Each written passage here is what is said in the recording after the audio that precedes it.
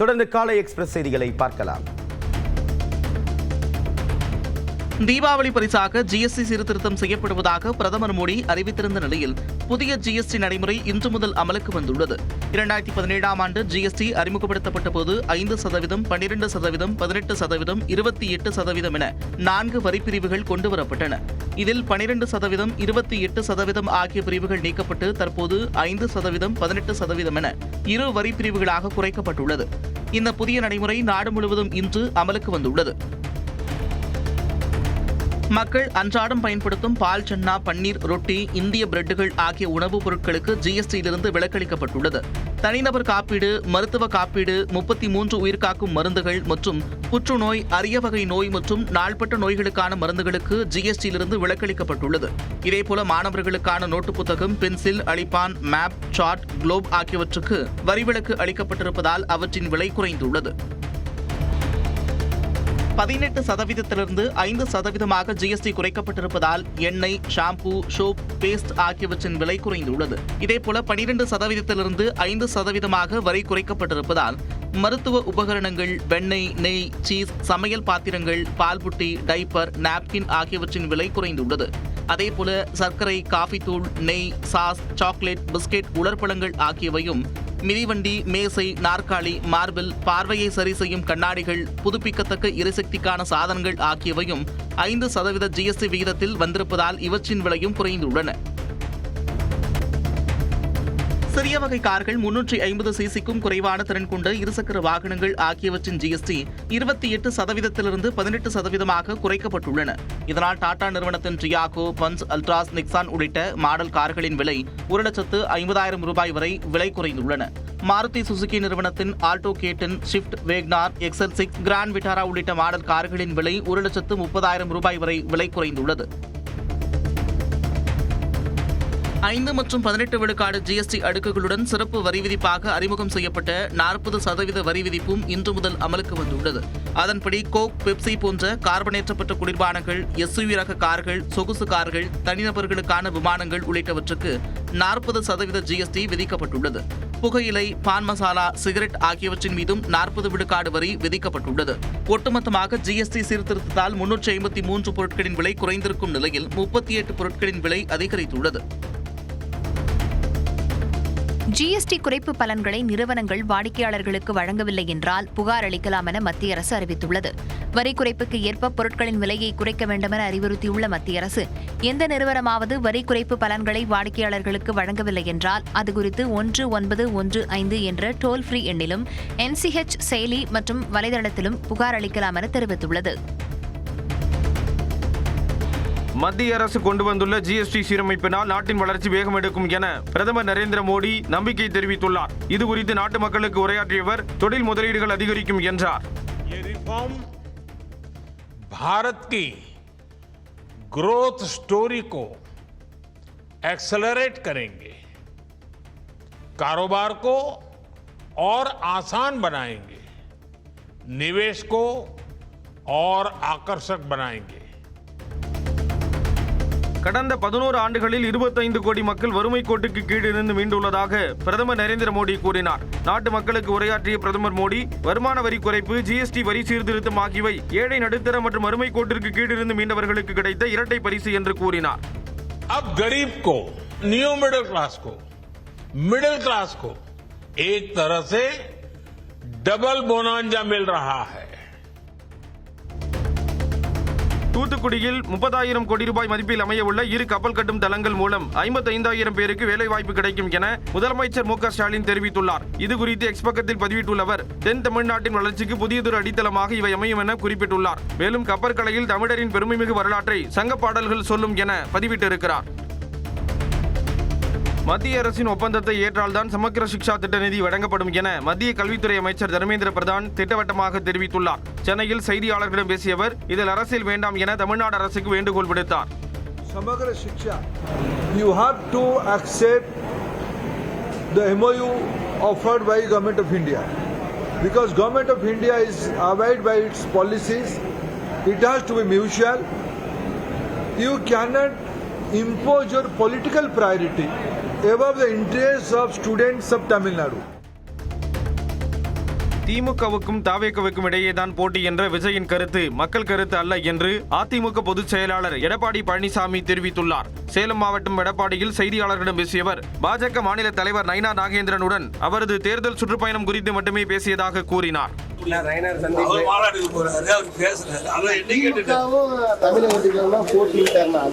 அவருடைய கருத்து மக்களுடைய கருத்து வேற இல்லை. நயினார் வந்து சந்திச்சிருக்காருன்னா ஒரு 2 நிமிஷம் வெளியே நம்ம ஊர்ல தானே அவரே கருத்து சொல்லியிருப்பாரு. தாவேகாவுக்கு பெருகி வரும் அங்கீகாரத்தை கண்டு சிலர் அஞ்சி நடுங்குவதாக அக்கட்சித் தலைவர் விஜய் தெரிவித்துள்ளார். நாகப்பட்டினம் மற்றும் திருவாரூரில் பரப்புரை மேற்கொண்டது குறித்து அறிக்கை வெளியிட்டுள்ள அவர், தமிழ்நாட்டு மக்களுக்கான முதன்மை சக்தியான தாவேகா எதிலும் சமரசம் செய்து கொள்ளாது என்று தெரிவித்துள்ளார். மேலும் 1967 மற்றும் 1977 தேர்தல்களின் வெற்றி விளைவை 2026 தேர்தலிலும் நிகழ்த்தி காட்டுவோம் என்றும் விஜய் மீண்டும் சூளுரைத்துள்ளார். திமுகவோடு போட்டி போட விஜய்க்கு தகுதியில்லை என அமைச்சர் நேரு மறைமுகமாக சாடியுள்ளார். கடந்த சனிக்கிழமை தாவேக தலைவர் விஜய் பரப்புரை மேற்கொண்ட திருவாரூர் தெற்கு வீதியில் திமுக சார்பில் ஓரணியில் தமிழ்நாடு தீர்மானம் ஏற்பு பொதுக்கூட்டம் நேற்று நடைபெற்றது. மேடையில் பேசிய அமைச்சர் KN நேரு விஜய் பெயரை குறிப்பிடாமல் காட்டமாக விமர்சித்தார். ஒரு காலத்தில் திமுக எதிர்த்து அதிமுக இப்படிதான் மாறி மாறி நம்முடைய தமிழ்நாட்டில் இருந்தது. ஆனால் இன்றைக்கு இன்னொருவர் வந்து சொல்கிறார், நாங்கள் எங்களோடு தான் நேரடியாக போட்டி என்றலாம்.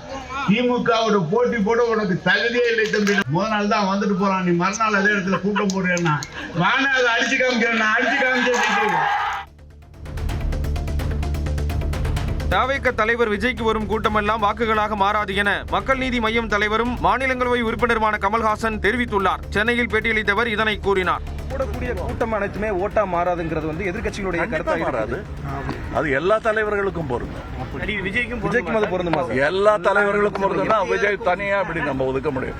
எனக்கும் பொருந்தும். எல்லா தலைவர்களுக்கும், இந்தியாவில் இருக்க எல்லா தலைவர்களுக்கும் கூட்டம் சேர்த்துட்டா அது ஓட்டா மாறாது. நாகையில் பரப்புரை மேற்கொண்ட தாவேக தலைவர் விஜய் பல்வேறு பொய்களை கூறியதாக விசிகாவைச் சேர்ந்த நாகப்பட்டினம் தொகுதி MLA ஆளூர் ஷானவாஸ் தெரிவித்துள்ளார். சென்னையில் நியூஸ் 18 தமிழ்நாடுக்கு பேட்டியளித்த அவர், ஆளுநர் RN ரவியும் அண்ணாமலையும் அமைதியாகிவிட்டதால் அவர்களின் வேலையை விஜய் செய்வதாக கூறினார். அவர் திருச்சியில் போய் பேசினதும் முழுக்க ஃபேக்சுவல் எரர், பொய், அவதூறு. நாகப்பட்டினத்தில் ரொம்ப எக்ஸ்ட்ரீமா போயிட்டார்.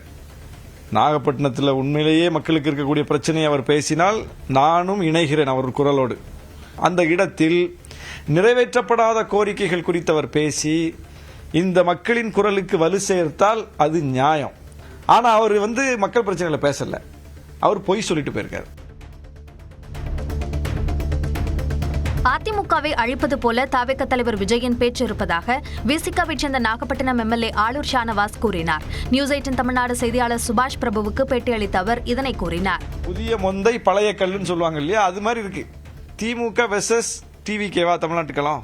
எந்த கட்சி? DMK வெர்சஸ் ADMK தான் தமிழ்நாட்டுக்கலாம். அப்போ DMK வெர்சஸ் TVK அவர் சொல்வதன் மூலம் ADMK என்கிற கட்சியை தூக்குறார். விஜய் கட்சி தலைவரோட எல்லார் வாயிலிருந்து வர்றது என்ன? VCK வாக்கு தான் போகும். என்னப்பா சான்று, எந்த அடிப்படையிலப்பா பேசுறீங்க? தாவேக தலைவர் விஜய்க்கு ஸ்கிரிப்ட் எழுதுபவர் அதனை சரிபார்த்து உண்மையை தெரிந்து கொண்டு எழுத வேண்டும் என பாஜக மூத்த தலைவர் தமிழிசை சவுந்தரராஜன் கூறியுள்ளார். மதுரையில் செய்தியாளர்களிடம் பேசியவர், நாகப்பட்டினத்தில் வேலினை வாங்கிய போது தாவேக தலைவர் விஜய் செருப்பை கடற்றி இருக்க வேண்டும் என்றார். கொஞ்சம் ஸ்கிரிப்ட் எழுதி தர தம்பி கிட்ட கொஞ்சம் சரியை பார்த்து எழுதி கொடுக்கணும் அப்படின்னு கேட்டுக்கிறேன். ஏன்னா மீனவர்களை பற்றி ஒன்று சொல்லி இருக்கிறார். மரியாதைக்குரிய பாரத பிரதமர் வந்ததற்கு பின்பு 3700 பேர் விடுவிக்கப்பட்டிருக்கிறார்கள். பாரதிய ஜனதா கட்சி ஆட்சிக்கு வந்த பின்பே தூக்கு தண்டனையிலிருந்து 6 மீனவர்கள் விடுவிக்கப்பட்டிருக்கிறார்கள். திமுகவை விஜய் எதிர்ப்பது உண்மையாக இருந்தால் அதிமுக கூட்டணியில் அவர் இணைய வேண்டும் என அதிமுக முன்னாள் அமைச்சர் KT ராஜேந்திர பாலாஜி அழைப்பு விடுத்துள்ளார். விருதுநகர் மாவட்டம் சிவகாசியில் செய்தியாளர்களை சந்தித்த அவர், விஜய்க்கு கூடும் கூட்டம் எல்லாம் வாக்குகளாக மாறாது என்றார். அஜித் வரட்டும், 2 பங்கு கூட்டம் அதை விட அதிகமாக கூடும். சூப்பர் ஸ்டார் ரஜினிக்கு கூடாத கூட்டமா? ஏர்போர்ட்ல நின்னாருன்னா அன்னைக்கு 5 லட்சம் பேர் நின்னாங்க. சூப்பர் ஸ்டார் ரஜினிக்கு இன்னைக்கு அந்த மாசம் இருக்கு, அந்த மரியாதை இருக்கு. ஆகவே அவர்களை பார்ப்பது நானே வருவேன். ஈரோட்டில் கொட்டித் தீர்த்த கனமழை காரணமாக ரயில் நிலையத்தில் மழைநீர் புகுந்ததால் பயணிகள் அவதியடைந்தனர். தூய்மைப் பணியாளர்கள் மழைநீரை அப்புறப்படுத்தும் பணியில் ஈடுபட்டனர்.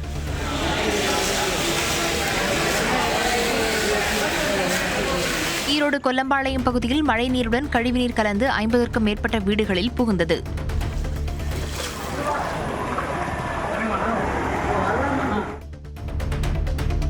ஈரோட்டில் கருங்கல்பாளையம், வீரப்பன் சத்திரம், பவானி, சித்தோடு உள்ளிட்ட பகுதிகளில் காற்றுடன் கனமழை வெளுத்து வாங்கியது. வீரப்பன் சத்திரம் பகுதியில் மழைநீருடன் கழிவுநீர் கலந்து சாலையில் தேங்கியது.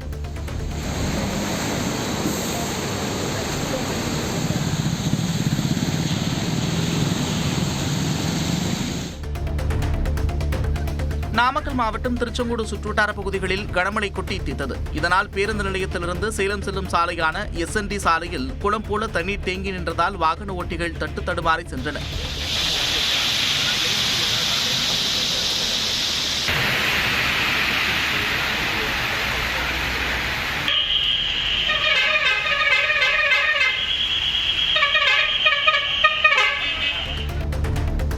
சென்னை புறநகர் பகுதிகளில் நேற்றிரவு கனமழை பெய்தது. குறிப்பாக தாம்பரம், சேலையூர், வண்டலூர், முடிச்சூர் சுற்றுவட்டார பகுதிகளில் மழை வெளுத்து வாங்கியது. இதனால் முடிச்சூர் சாலையில் மழைநீர் தேங்கியது.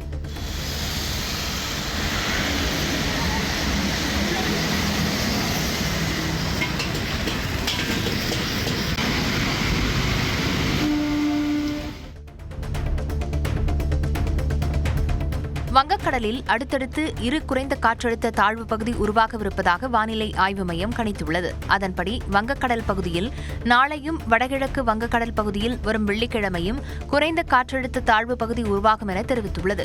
தமிழ்நாடு மற்றும் புதுச்சேரியில் ஓரிரு இடங்களில் வரும் சனிக்கிழமை வரை மிதமான மழைக்கு வாய்ப்பிருப்பதாக வானிலை ஆய்வு மையம் கூறியுள்ளது. சென்னையை பொறுத்தமட்டில் இன்று மிதமான மழை பெய்யக்கூடும் என கணித்துள்ள வானிலை மையம் அதிகபட்ச வெப்பநிலை 91 டிகிரி ஃபாரன்ஹீட் வரை இருக்கக்கூடும் என தெரிவித்துள்ளது. சென்னையில் அரசு பேருந்து, மெட்ரோ, புறநகர் ரயில் என அனைத்து பொது போக்குவரத்து சேவைகளுக்கும் ஒரே இடத்தில் டிக்கெட் பெறுவதற்காக சென்னை ஒன் என்ற செயலியை முதலமைச்சர் மு.க.ஸ்டாலின் இன்று தொடங்கி வைக்கிறார். ஒரு நகரம் ஒரு டிக்கெட் என்ற அம்சத்தின் வாயிலாக ஒரே QR கோட் மூலம் அனைத்து போக்குவரத்து முறைகளிலும் பயணம் செய்யும் வகையிலும் செயலி வடிவமைக்கப்பட்டுள்ளது.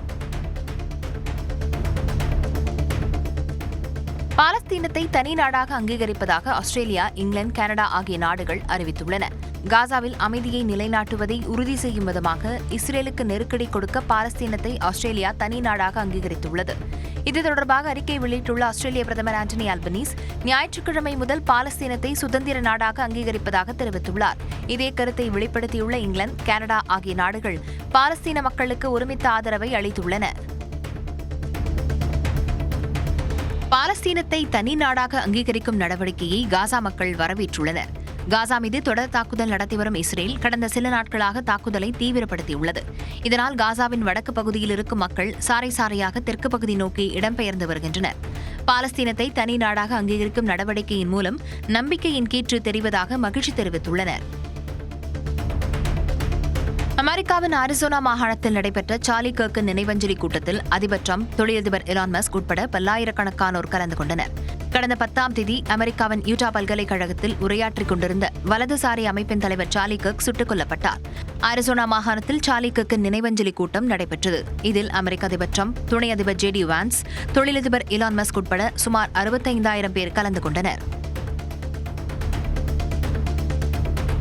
ஆசிய கோப்பை கிரிக்கெட் தொடரின் சூப்பர் 4 சுற்றில் இந்திய அணி 6 விக்கெட்டுகள் வித்தியாசத்தில் பாகிஸ்தானை வீழ்த்தியது.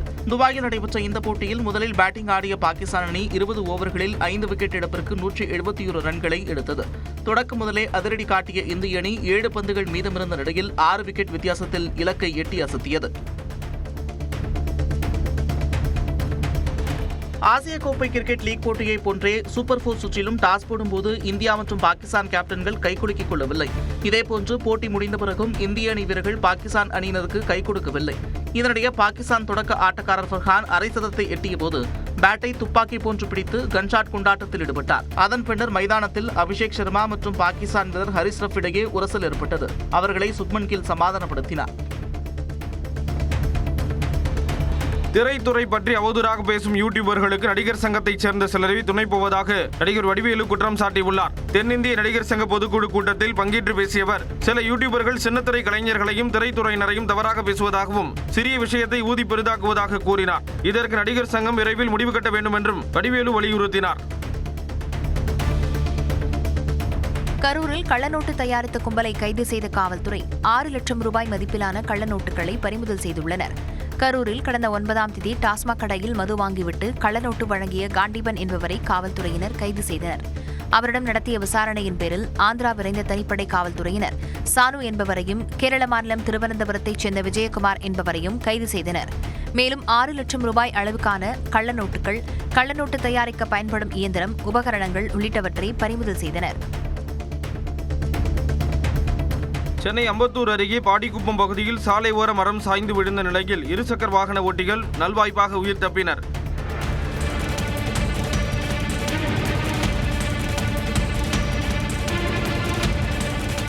சாலை ஓரத்தில் இருந்த பெரிய மரம் ஒன்று மழை காரணமாக சாய்ந்தது. திடீரென மரம் விழுந்ததால் அதன் அடியில் நிறுத்தப்பட்டிருந்த கார் சேதமடைந்தது.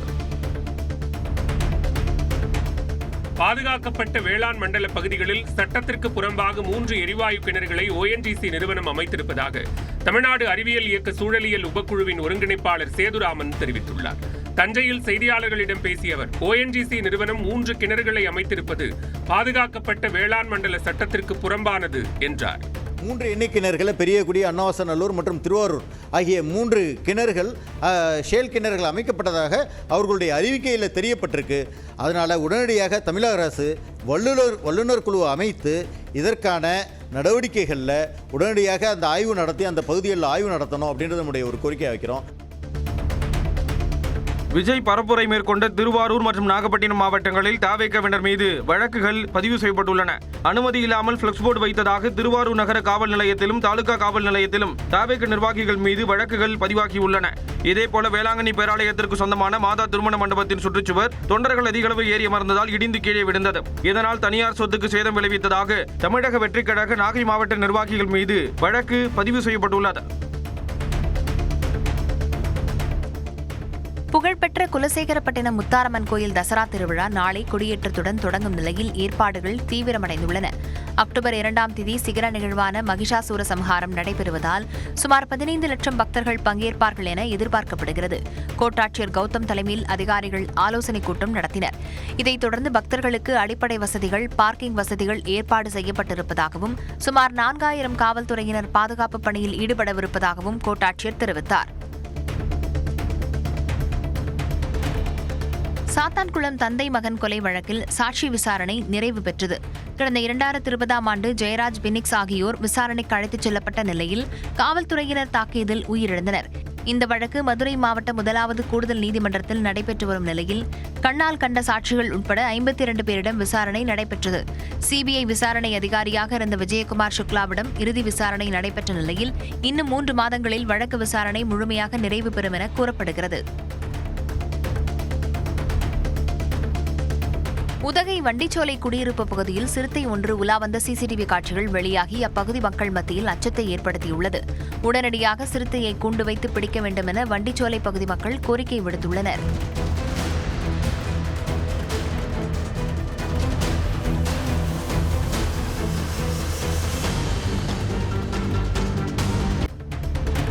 தனது தேர்தல் பரப்புரையில் பங்கேற்குமாறு எடப்பாடி பழனிசாமியை சந்தித்து நேரில் அழைப்பு விடுத்த பாஜக மாநில தலைவர் நயினார் நாகேந்திரன் தமிழ்நாட்டில் ஆட்சி மாற்றம் வருவது நிச்சயம் என்று தெரிவித்தார். அதிமுக பொதுச் செயலாளர் எடப்பாடி பழனிசாமியை சேலம் நெடுஞ்சாலை நகரில் உள்ள அவரது இல்லத்தில் பாஜக மாநில தலைவர் நயினார் நாகேந்திரன் சந்தித்து பேசினார். பின்னர் செய்தியாளர்களிடம் பேசிய அவர் தமிழ்நாட்டில் ஆட்சி மாற்றம் வருவது நிச்சயம் என்று தெரிவித்தார். தேர்தல் வரும்போது எப்படி இருந்தாலும் மக்கள் ஒரு மிகப்பெரிய மாற்றத்தை உருவாக்கால் என்பது மட்டும் எங்களுக்கு தெரிகிறது. H-1B விசா தொடர்பான அமெரிக்காவின் கட்டுப்பாடுகள் 10 ஆண்டுகளுக்கு பிறகு இந்தியாவுக்கு பலனளிக்கும் என சோக நிறுவனர் ஸ்ரீதர் வேம்பு தெரிவித்துள்ளார். நியூஸ் 18 தமிழ்நாடு செய்தியாளர் வேல்முருகனுக்கு பேட்டியளித்த அவர், இளைஞர்கள் ஐடி துறையை மட்டும் நம்பியிருக்க கூடாது என்றார். அது எப்படி ஒரு லாங் டர்மா எப்படி பார்க்குறேன்னா, அவங்க இந்தியாவுக்கு இது ஒரு 10 வருடங்களில் ஒரு நன்மையை தான் கொடுக்கும். ஏன்னா நம்ம டேலண்ட் நம்மளே தக்க வச்சுக்கலாம். அதே மாதிரி இப்போ அங்கே போயிருக்கிறவங்களும் இந்தியாவுக்கு நம்ம தேசத்துக்கு எப்படி திரும்பி வருது அதை பற்றி யோசிப்பது நல்லது. ஏன் அப்படின்னா, ஒரு அழையாத வீட்டில் நம்ம ஏன் விருந்தாளியாக இருக்கணும்? இந்தியா பாகிஸ்தான் இடையேயான பிரச்சனையை தானே முடிவுக்கு கொண்டு வந்ததாக அமெரிக்க அதிபர் ட்ரம்ப் மீண்டும் கூறியுள்ளார். இதுகுறித்து பேசிய அவர் தாம் உலகில் அமைதியை கொண்டு வருவதாக கூறினார். இந்தியா பாகிஸ்தான் சண்டையையும் தாய்லாந்து கம்போடியா போரையும் நிறுத்தியதாக தெரிவித்தார். இதுவரை 7 போர்களை நிறுத்தியதாக தெரிவித்த ட்ரம்ப் ஒவ்வொரு போருக்கும் ஒரு நோபல் பரிசு தனக்கு வழங்கப்பட வேண்டும் என்றார். பாகிஸ்தானுடனான பிரச்சனையை ட்ரம்ப் தீர்த்து வைக்கவில்லை என மத்திய அரசு தெரிவித்து வரும் நிலையில் ட்ரம்ப் இதுபோன்று மீண்டும் பேசியிருப்பது குறிப்பிடத்தக்கது. தேனி மாவட்டம் பெரியகுளம் மற்றும் அதன் சுற்றுவட்டார பகுதிகளில் மிதமான மழை பெய்தது. காலையில் வழக்கத்தை விட கூடுதலாக வெப்பம் நிலவிய சூழலில் மாலையில் வானம் மேகமூட்டமாக மாறி மழை கொட்டியது. 1 மணி நேரத்திற்கும் மேலாக மழை நீடித்ததால் வெப்பம் தணிந்து குளிர்ச்சியானதால் பொதுமக்கள் மகிழ்ச்சி அடைந்தனர்.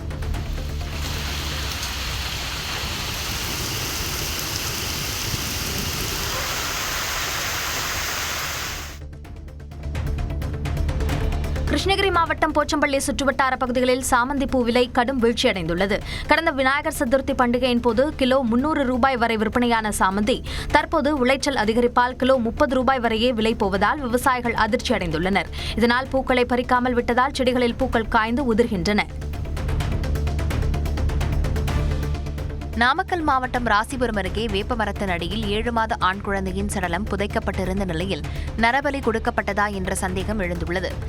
வெள்ளாளப்பட்டி பகுதியில் கட்டுமான பணிக்காக மண் தோண்டப்பட்ட போது 7 மாத குழந்தையின் சடலம் தொப்புள் கொடியுடன் கண்டெடுக்கப்பட்டது. நள்ளிரவு நேரத்தில் சந்தேகத்திற்கிடமான வகையில் மர்மநபர்கள் 2 அப்பகுதியில் நடந்து சென்ற காட்சி அங்குள்ள சிசிடிவியில் பதிவாகியுள்ளது. ஆதாரங்களை கைப்பற்றி காவல்துறையினர் விசாரித்து வருகின்றனர். நாடு முழுவதும் வாக்காளர் பட்டியல் சிறப்பு தீவிர திருத்தப் பணிக்கு வரும் 30ஆம் தேதிக்குள் தயாராக இருக்குமாறு மாநில தலைமை தேர்தல் அதிகாரிகளுக்கு தேர்தல் ஆணையம் உத்தரவிட்டுள்ளது.